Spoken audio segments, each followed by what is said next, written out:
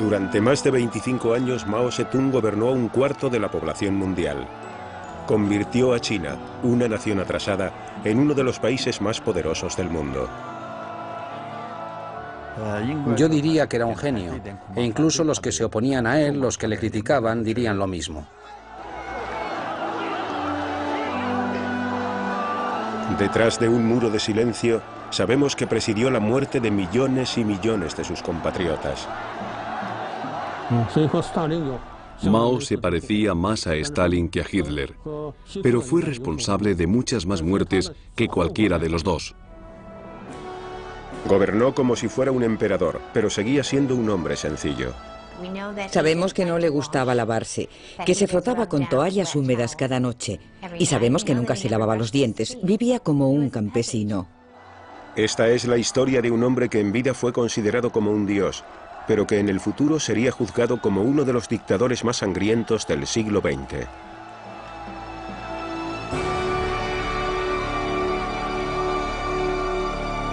Mao Zedong.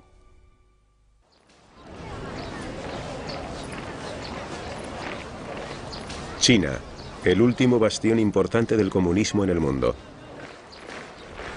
Durante más de 50 años, la historia del país ha estado dominada por la sombra de un hombre, Mao Zedong.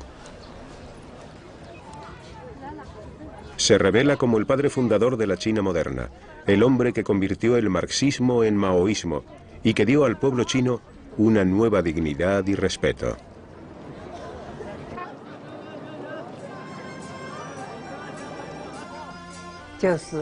La gente creía que Mao Zedong les traería la felicidad. Hay una canción popular llamada El Este es rojo, que dice: el Este es rojo, el sol es reciente, Mao Zedong ha aparecido en China.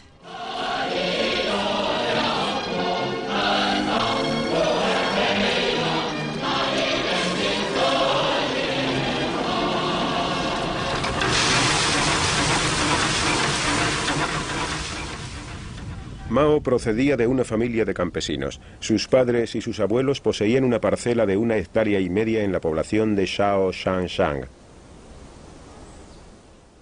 Es una pequeña población en la provincia de Hunan, al sur de China.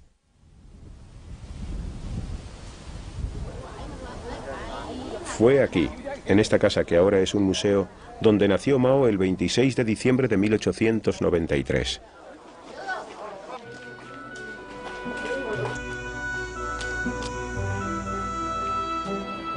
China era una sociedad feudal, donde una pequeña élite vivía bien y millones apenas podían sobrevivir. En las ciudades se extendió la adicción al opio. En el campo, los señores feudales gobernaban como si fueran reyes e imponían salvajes impuestos. Las revoluciones campesinas eran frecuentes y se las reprimía cruentamente. La vida era dura y brutal.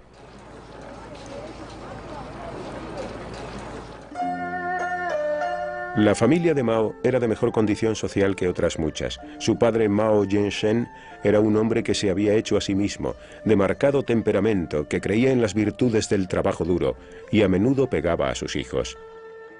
Mao y sus dos hermanos pequeños eran más felices junto a su madre Wen Chi-mei, una budista analfabeta pero entregada que intentaba protegerles. Mao tenía una relación muy estrecha con su madre. Pasaba mucho tiempo discutiendo con su padre y en sus últimos años, cuando fue a visitar la tumba de sus padres, Mao dijo que su madre había sido mucho más importante para él de lo que fue su padre. A la edad de 6 años, el joven Mao ya trabajaba duro durante horas en los campos de su padre. Recibió una corta educación y para cuando cumplió los 13 años ya trabajaba a jornada completa en la granja de su padre. Cada vez era más impaciente. No tenía educación, pero tenía una ambición que él ignoraba. Y esta era una muy buena combinación. No sabía qué hacer consigo mismo, pero siempre tenía un apetito voraz por la lectura y un espíritu de aventurero radical. Cuando tenía 14 años, su padre arregló su matrimonio con una muchacha de la localidad, pero Mao por aquel entonces ya sabía que quería escapar de la vida local y nunca la aceptó ni vivió con ella.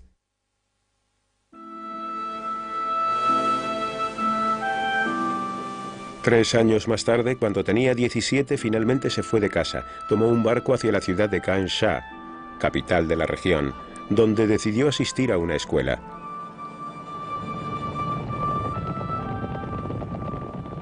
Casi inmediatamente se vio envuelto en una revolución. Durante años, China había estado gobernada por una monarquía corrupta e incompetente. El país se desmoronaba. La monarquía fue derrocada por el movimiento republicano moderno dirigido por Kuomintang, o el Partido Nacional. Mao se unió a la agitación, aunque en Changsha había una calma relativa. Se apuntó a la Universidad de Magisterio y como gesto de apoyo hacia la revolución se cortó la tradicional coleta china, gesto que hasta entonces había sido considerado como un delito capital.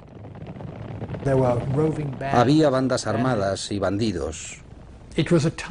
Era una época en que una juventud patriótica vagaba por toda China.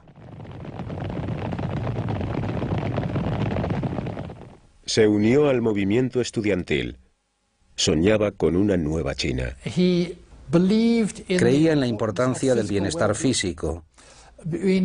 Sabemos esto porque uno de sus amigos de juventud escribió un libro sobre el tiempo que vivieron juntos y sobre cómo Mao le convenció a él y a algunos otros para recorrer el campo durante las vacaciones, cruzando ríos y atravesando montañas, porque pensaba que si la gente joven era la que iba a salvar a China, tenían que estar sanos y fuertes para lograrlo. En 1918 recibió el título de maestro. Tenía 24 años. En ese mismo año su adorada madre moría. Ahora ya no le quedaba ningún incentivo para volver a casa y se marchó a la capital, Beijing, para buscar trabajo. La ciudad estaba llena de gente joven intentando ganarse la vida.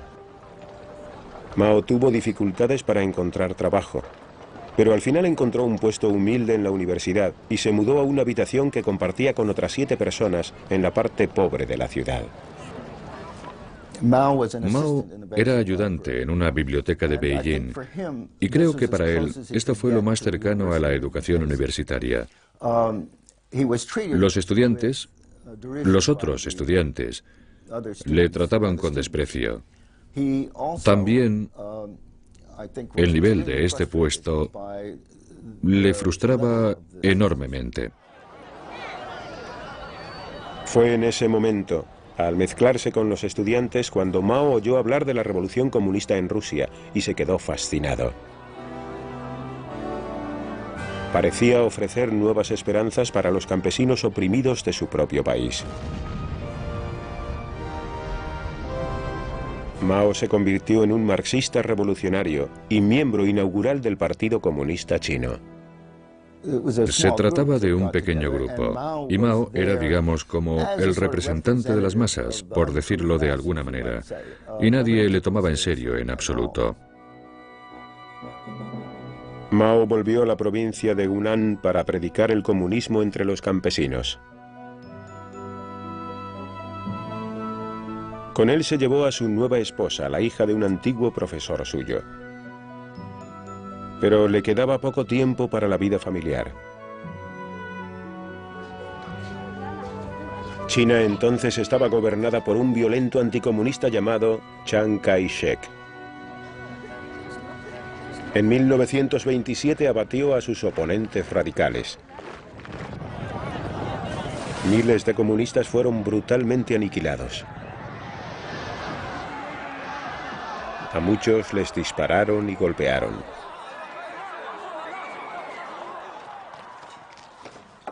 Mao huyó junto con su familia y un grupo de lucha comunista a las inaccesibles y lejanas montañas de Jiangxi, al sur de China, un lugar que él conocía desde su juventud.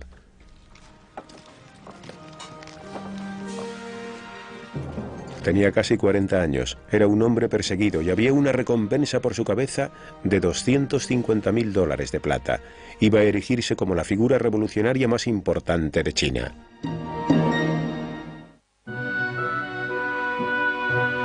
En las lejanas colinas de Jiangxi, los supervivientes del Partido Comunista se reagruparon. Mao y sus camaradas eran proscritos con un precio por sus cabezas. Tomaron las tierras y empezaron a construir una base militar. A finales de los años 20 ya habían conseguido una estable cantidad de seguidores. Mao estaba en su elemento, le encantaba el movimiento, el peligro y la emoción continuos. Pero sabía que el gobierno de Chiang Kai-shek no tardaría mucho en atacar.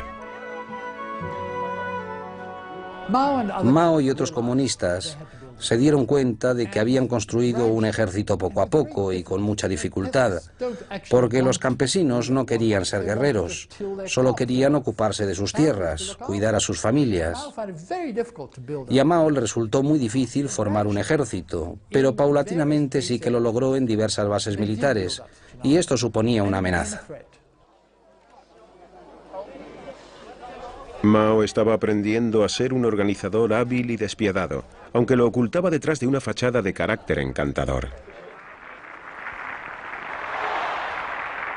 Mao rezumaba una especie de sencillez básica.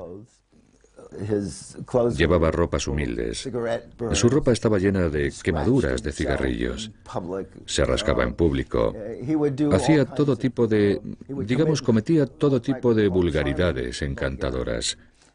Y esto hacía que la gente se sintiera muy a gusto, e incluso a veces superior a él. El comunismo se había convertido en una amenaza que el gobierno no podía ignorar. Y en 1930, Chiang Kai-shek atacó. Los comunistas eran muy inferiores en número y en armas, y si confiaban en las tácticas militares convencionales, serían aniquilados. Fue entonces cuando Mao escribió su famoso Tratado Militar de Guerrillas. Nunca dejes que el enemigo tome la iniciativa. Retírate cuando avance. Ataca cuando descanse.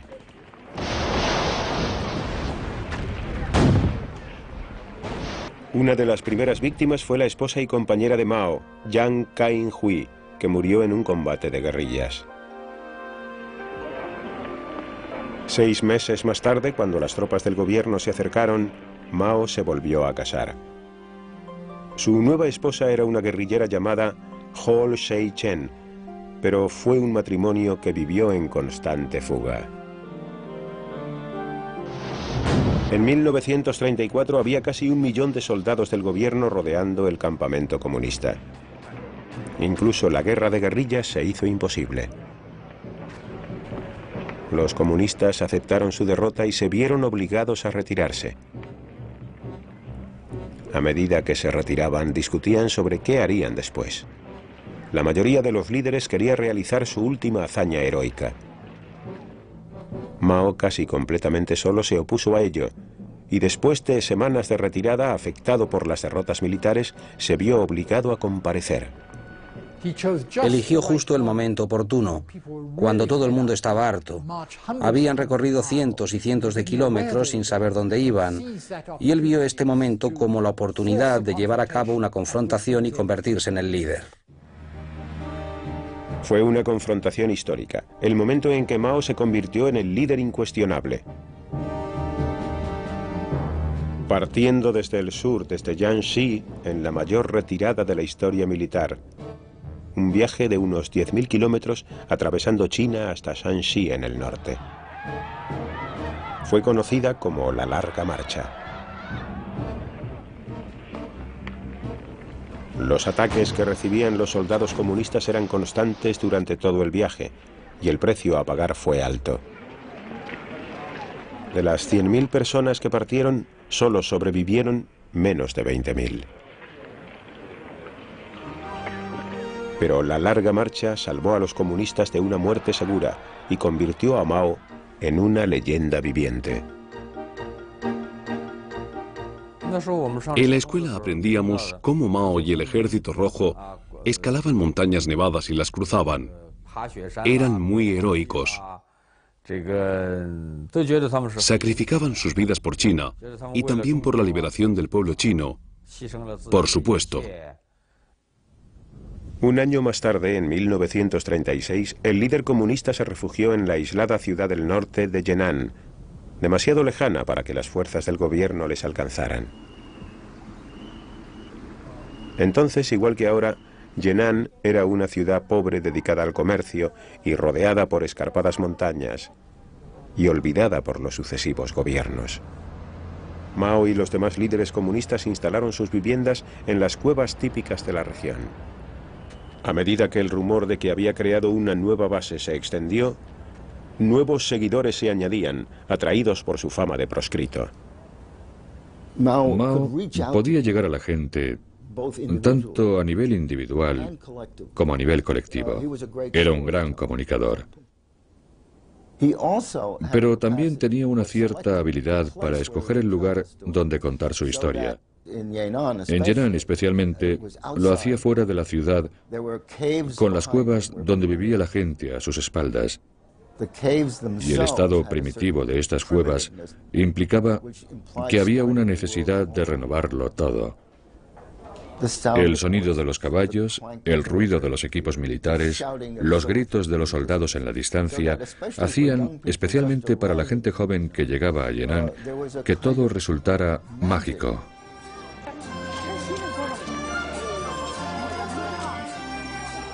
Yenan pasó a ser una zona comunista liberada, y por primera vez en muchos años Mao tenía la oportunidad de comprobar por qué había luchado. Escribió poesías y también más minuciosamente sobre la política revolucionaria. Todos se sentían atraídos hacia él. Por sus discursos se podía interpretar que era mejor que los demás líderes comunistas. Los otros se habían formado en el frente o en Rusia, de modo que su nivel intelectual era diferente y no podíamos entenderles fácilmente. La mayoría de nosotros preferíamos a Mao. Mao explotaba su popularidad. Detrás de su fachada de gran líder, también había un mujeriego. Mao era muy popular, ya que exigía una rígida disciplina a sus oficiales con respecto a las mujeres y a los derechos de estas. Y él, a su vez, literalmente se aprovechaba de la situación. Era un famoso filántropo. Cuando llegaron los nuevos refuerzos, Mao comenzó una relación con una actriz llamada Jiang Qin. Abandonó a su mujer por ella. Y al año siguiente contraía matrimonio por cuarta vez. Permaneció junto a Jiang Qin durante el resto de su vida, aunque tampoco le sería fiel. Solo más tarde quedaría claro que la crueldad de Mao era parte de su personalidad. En aquella época, ésta se le disculpaba por las presiones de la guerra. A finales de los años 30, las fuerzas de Chiang Kai-shek se habían trasladado desde el sur y estaban a punto de llevar a cabo un gran ataque.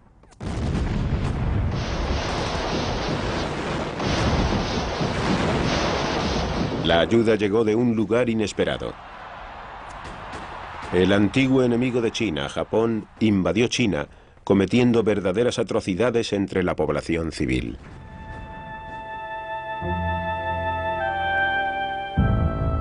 Mao vio la oportunidad de forzar la alianza con las fuerzas de Chiang Kai-shek para luchar contra el invasor extranjero. Ocurrió en el momento justo. La invasión japonesa hizo posible que Mao obtuviera mayores honores, así como el apoyo popular, con el fin de lograr que Chiang Kai-shek desistiera en sus ataques contra los comunistas y formar un ejército contra los nipones. 3 años más tarde, China y Japón entraban en la Segunda Guerra Mundial.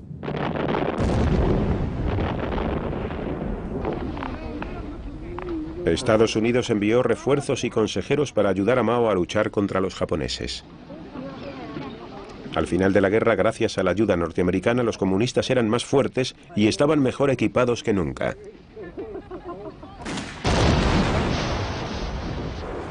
En 1949, después de una serie de batallas contra las tropas del gobierno, las guerrillas de Mao invadieron el país y entraron en la capital, Beijing.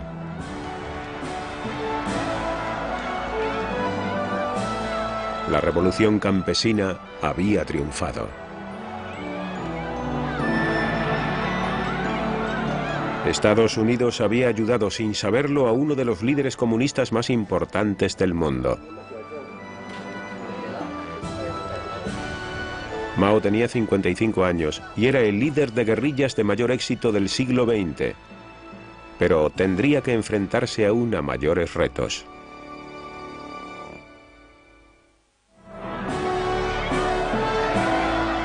El 1 de octubre de 1949, en la plaza de Tiananmen de Beijing, Mao Zedong proclamó el nacimiento de la República Popular China.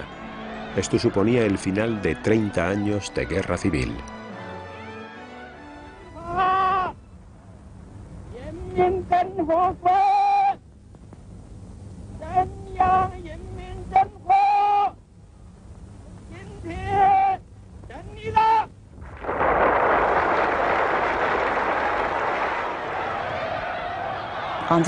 Ese día se nos pidió que fuéramos a la plaza de Tiananmen.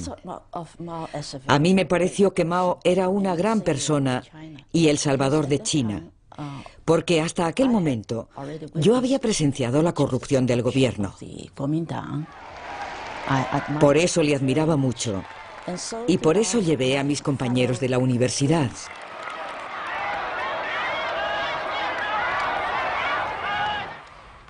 Fue muy emocionante oír a Mao decir: «Os declaro la República Popular China».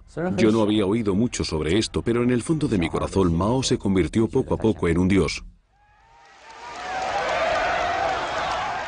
Ese otoño Mao viajó al norte, a Moscú.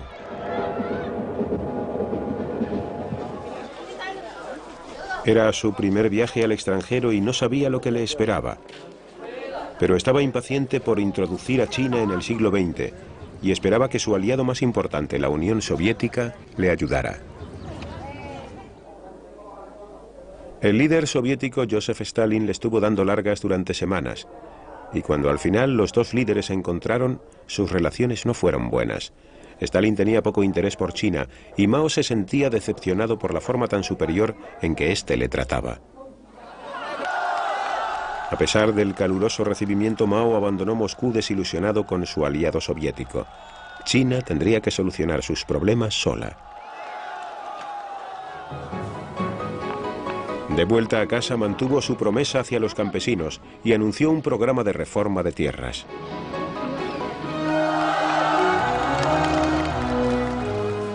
Grandes parcelas pertenecientes a los feudos fueron divididas y entregadas a la gente que las trabajaba. Los señores feudales fueron humillados públicamente.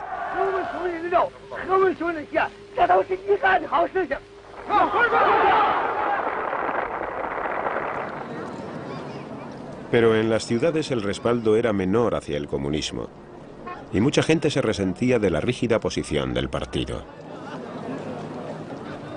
Había un resentimiento general hacia la rigidez con que el partido trataba a todo aquel que no fuera miembro del partido, hacia la forma en que gobernaban el país, concretamente entre los intelectuales que pensaban que por tradición pertenecían a la élite del gobierno y que ahora habían sido desplazados por oficiales del partido que apenas tenían una educación primaria en el mejor de los casos. Mao percibió el descontento y en 1956 llevó a cabo el primer experimento de democracia en China. Una invitación abierta a los intelectuales del país para que expresaran sus opiniones. Dejó que 100 flores florecieran, que 100 escuelas de pensamiento se expresaran. Se esperaba la peor de las críticas.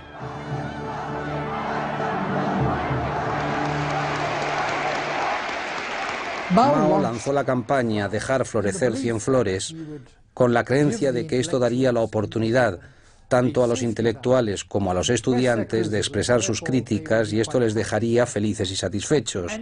Y realmente pensaba, tampoco lo hemos hecho tan mal en los últimos 7 años, así que ¿por qué vamos a esperar unas críticas fuertes? Pero había malinterpretado el sentimiento general. Aparecieron grandes carteles que criticaban al Partido Comunista y a Mao le afectó mucho la severidad de los comentarios. Mao estaba muy nervioso. A medida que aparecían más y más carteles, cada vez estaba más intranquilo, y uno de mis amigos, que era su secretario, incluso me dijo que había enfermado debido a la preocupación. Fue la última vez que Mao consultó al pueblo chino. Al cabo de poco tiempo abatiría cruelmente a aquellos que se atrevieron a manifestarse.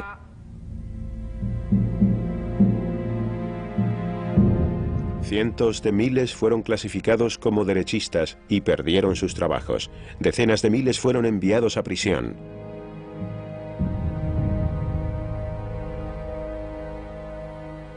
Uno de ellos era el periodista Liu Binyan, que sugirió que el Partido Comunista debería ser más responsable. Le costó creer lo que le estaba pasando.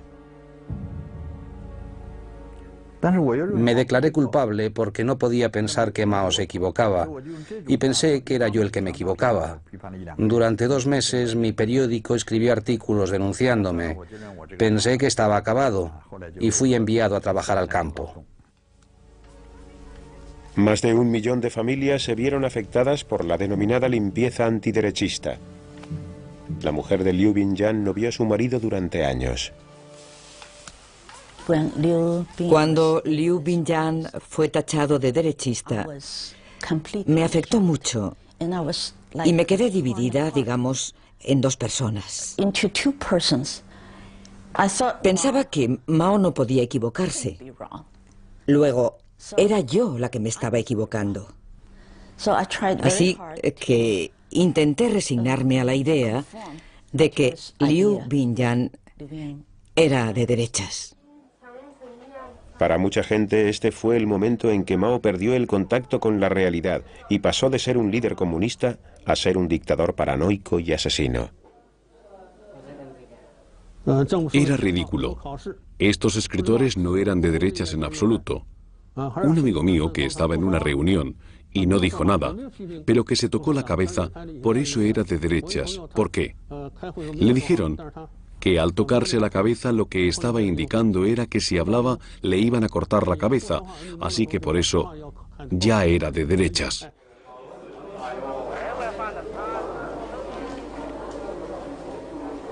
Pero a Mao ya no le importaba.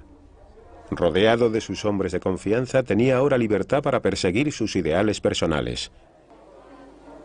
Pocos se podían imaginar a dónde llegaría esto. En 1958, Mao abandonó Beijing para hacer una de sus giras periódicas por el país. Estaba impaciente por el ritmo tan lento de cambio que llevaba todo y temía que se hubiera pasado el momento para la revolución. Creyó que era el momento de agitar el país y hacer resurgir el antiguo entusiasmo. Mao era alguien que creía en el movimiento.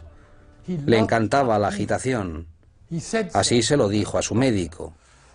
Y está bastante claro por la forma en que se comportaba, y parte de su personalidad era parte de su vida marcial y de la existencia de la guerrilla. Eso es lo que era la revolución. Cuando Mao recorrió el país, de repente se quedó atónito con el potencial del gran ejército de trabajadores. Aunque al país le faltaba maquinaria, tenía mucha más mano de obra que cualquier otro país del mundo.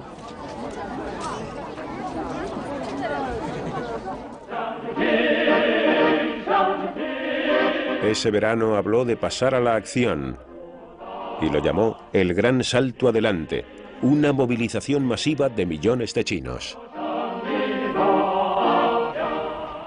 Para ser honesto respecto a Mao, muchos economistas de los años 50 y 60 dijeron que el boom llegaría empleando a los campesinos en la industria local. Esa era la forma de lograrlo. Lo que fue erróneo fue su manera de interpretar que se podía hacer. Oyó a Khrushchev decir que adelantaría a América en 15 años y él dijo, bueno, nosotros adelantaremos a alguien, adelantaremos a Inglaterra en 15 años, eso es. Los efectos se dejaron sentir casi inmediatamente. En el campo se produjo una enorme reorganización de las granjas. En menos de 12 meses, 900 millones de campesinos, que igualaban en número a la población de los Estados Unidos, se emplearon a fondo en las granjas colectivas.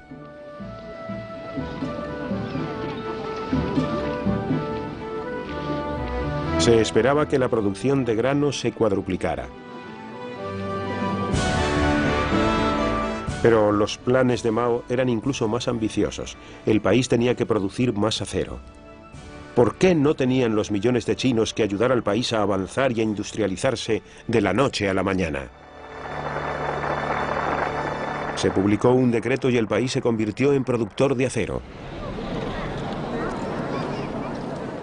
Ese año el cielo nocturno era de color naranja, ya que millones de diminutos hornos se construían en cada ciudad y lugar de trabajo.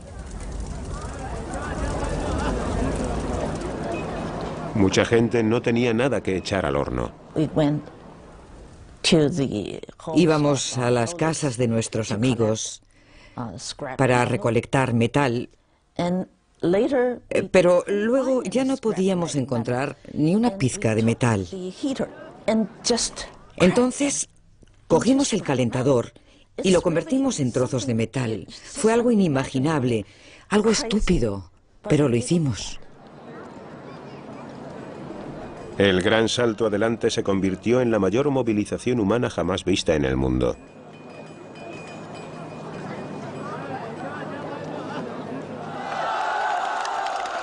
Los informes reflejaron un enorme crecimiento de la producción. Mao quería oír buenas noticias, y como los recuerdos de la limpieza antiderechista todavía estaban frescos en la memoria del pueblo, nadie le contradecía.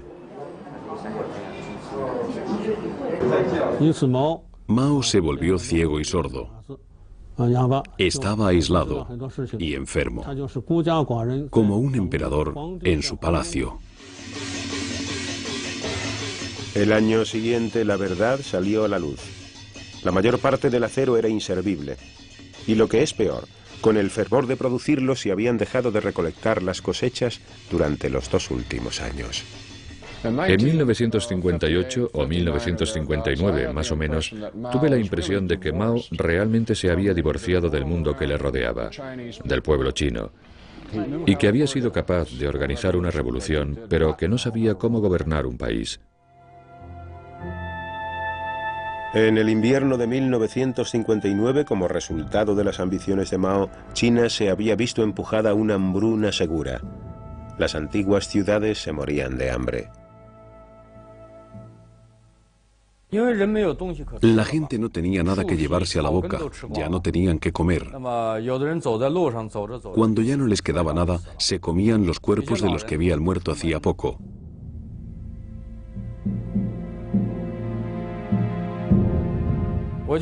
Voy a contarles una historia real. Un marido le dijo a su mujer, si todos nosotros intentamos sobrevivir, ninguno lo conseguirá. Voy a darte mi comida, y cuando yo muera quiero que te comas mi cuerpo y que críes a nuestro hijo.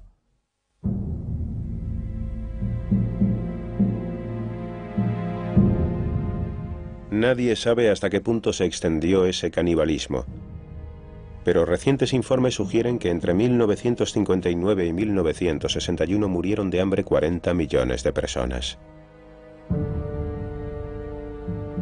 Fue la peor hambruna de toda la historia.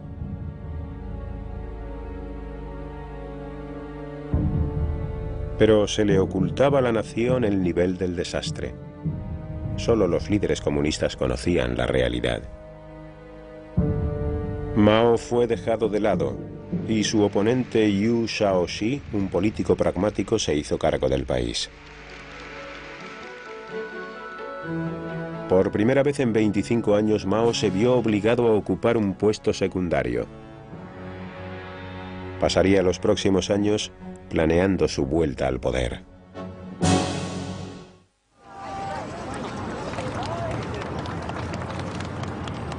En 1966, Mao, a la edad de 73 años, se dio un baño al que se le dio mucha propaganda en el río Yangtze. Durante años observó consternado cómo el líder chino desmoronaba su revolución. Ahora era el momento de volver al panorama político, y esta fue su forma de decir: miren, he vuelto.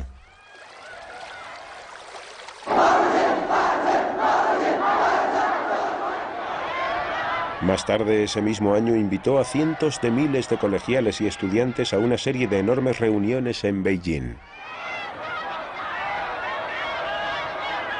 Calculó que los jóvenes no sabrían nada sobre la hambruna y que todavía seguiría siendo un héroe nacional para ellos. La gente sentía pasión por Mao. Se emocionaban mucho con él. Pensaban que era perfecto. Acudían a estas reuniones, permanecían de pie, esperando durante horas a que Mao apareciera, y le saludaban mientras él desfilaba. Los pensamientos de Mao aparecieron publicados en un libro rojo a principios de los 60, creando una especie de histeria entre los jóvenes. Había publicaciones todos los días en los periódicos promocionando a Mao y al Partido Comunista. Decían que era el salvador del pueblo chino. Su imagen estaba presente en todas nuestras vidas, por todos los sitios. Cualquiera que tuviera la oportunidad de estrecharle la mano, ya no se la lavaba. No se lavaba la mano durante semanas, y todo el mundo quería tocarle la mano a aquel que hubiera podido tocar la mano del gran Mao. Mao estaba convencido de que el líder de la nación estaba reintroduciendo el capitalismo. Con una total indiferencia hacia el proceso natural de cambio político, reunía a los estudiantes con el fin de derrocar a los capitalistas, término con el que se refería a sus oponentes políticos. China dio la bienvenida a lo que luego se llamó la Gran Revolución Proletaria Cultural. Mao era un gran manipulador del proceso político. Estaba creando el caos intencionadamente con el fin de retomar el poder del partido. No estaba loco. Era muy consciente de que estos conflictos que él estaba creando debilitarían a sus oponentes, con lo que él restablecería su propia autoridad y su propio control. El caos se extendió por China como un relámpago cuando el ejército rojo de Mao se encargó de la limpieza de los asuntos políticos. Muchas de sus víctimas fueron sus antiguos enemigos, los intelectuales.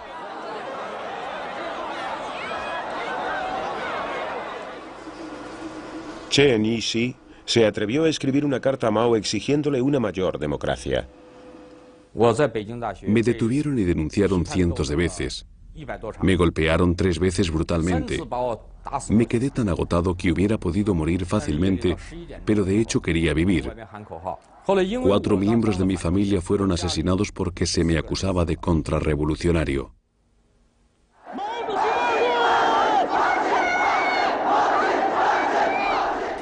Hubo familias destruidas, padres separados de sus hijos.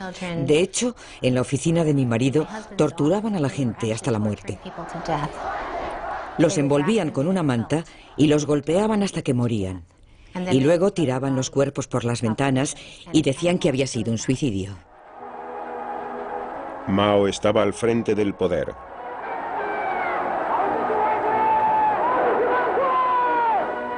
En una reunión del Partido Comunista en 1969 recibió una bienvenida histérica por parte de sus seguidores.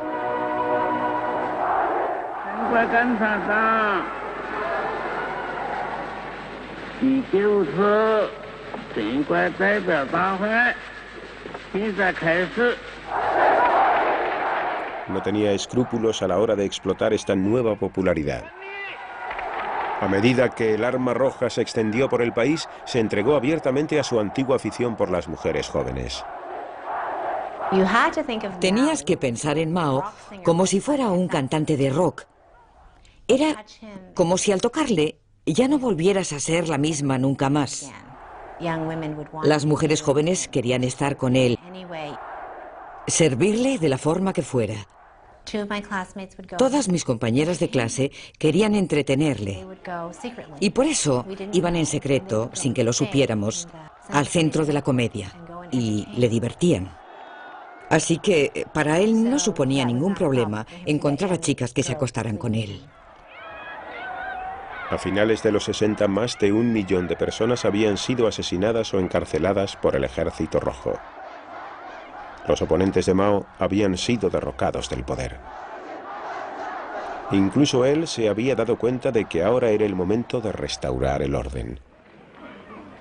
El Ejército Rojo se desmanteló. Muchos fueron enviados al campo a tranquilizarse. Tras años de caos en China, Mao ahora trataba de liberar a la nación de su aislamiento con respecto al mundo. Era su última y principal iniciativa. En un gesto característicamente audaz, recurrió a su archienemigo, los Estados Unidos, e invitó en 1972 al presidente de Norteamérica, Richard Nixon, a una reunión en Beijing. Primera ocasión de diálogo entre los dos países durante más de 3 décadas. A Mao le gustaba la compañía de Nixon, aunque la delegación norteamericana tenía dificultades para encontrar sentido a lo que decía. Ocasionalmente Mao hacía algún comentario del que no se podía entender o parte o la totalidad de este. Era demasiado complejo y no conocíamos el contexto en el que hablaba para poder entender lo que quería decir. Pero los chinos también estaban en la misma situación. No pisaban suelo firme. Sentían pánico de malinterpretar a Mao, de entender algo que no estuviera diciendo. Era el principio del resurgimiento chino en el mundo, pero el estado de salud de Mao se estaba deteriorando y no viviría para ver los beneficios de su diplomacia. El 18 de septiembre de 1976, Mao moría a la edad de 83 años.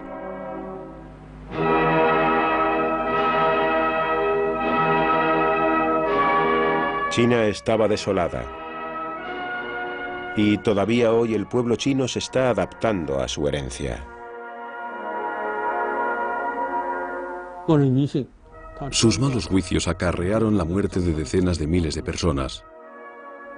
Si le miramos desde este punto de vista, fue uno de los mayores criminales de la historia, aunque también fue un gran precursor del bien.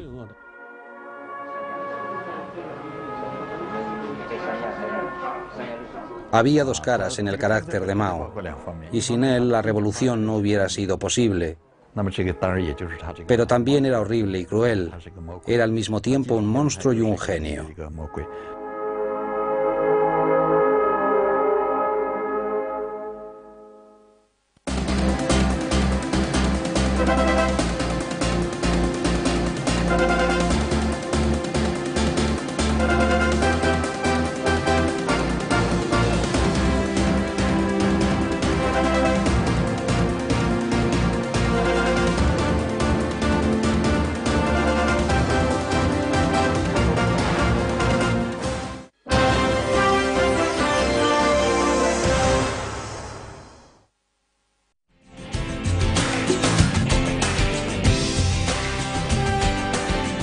Canal de Historia.